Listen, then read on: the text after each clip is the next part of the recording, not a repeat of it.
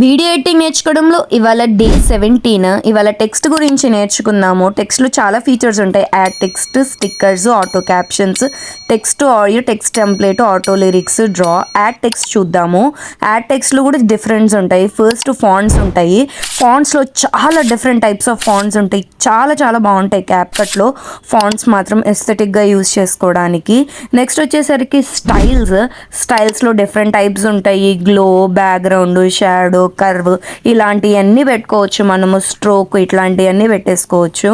Next వచ్చేసరికి ఎఫెక్ట్స్లో ఏంటంటే కొద్దిగా బోల్డ్గా అలా ఉండడానికి ఈ టెక్స్ట్ ఎఫెక్ట్స్ యూజ్ చేసుకోవచ్చు. ఓల్డ్ స్టైల్లో ఉంటాయి చూడండి, అవి అనమాట. డిఫరెంట్ కలర్స్ కూడా ఉంటాయి.